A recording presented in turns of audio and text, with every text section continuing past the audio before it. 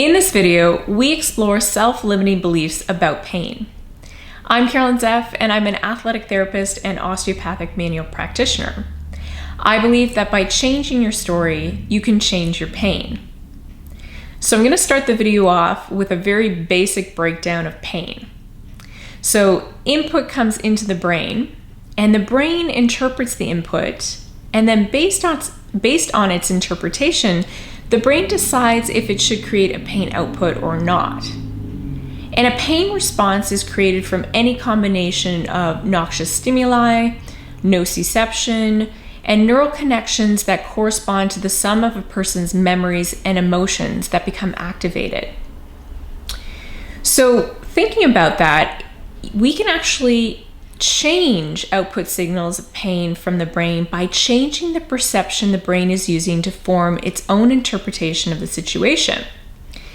And one way we can do this is by recognizing and changing our own self-limiting beliefs about pain. Now, a self-limiting belief is any thought or opinion that we believe to be absolutely true.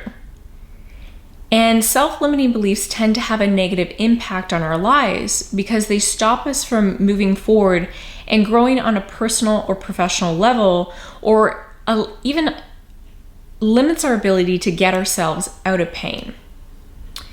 So a self-limiting belief for a chronic pain sufferer could kind of look like something like this. We'll use John as an example. He's 45. He sustained a really bad back injury in his 20s, and he's been having back pain ever since the injury. So John's self-limiting belief is that the pain he's feeling is associated to a mechanical problem in his body that's ongoing.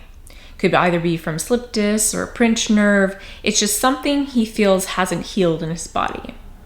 Now, in actual fact, John's pain is not being caused by a mechanical problem, but is actually being caused by brain-induced pain and a hypersensitized nervous system, which is causing him to actually avoid anything he believes that's going to cause him pain.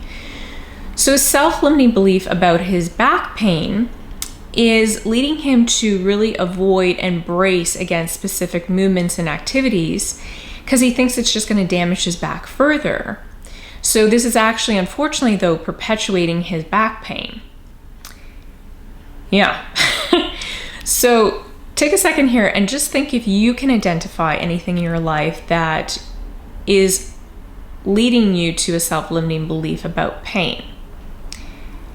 And some examples just to kind of get your brain kind of moving and grooving. It could be anything from a self-limiting belief of I can't pick up the laundry basket off the floor, it's going to throw my back out. Or I stopped doing yoga because it triggers my vertigo. Or I can't go to my parents for dinner, I come home with a wicked headache every single time. So see if you can identify anything that's coming to mind for you.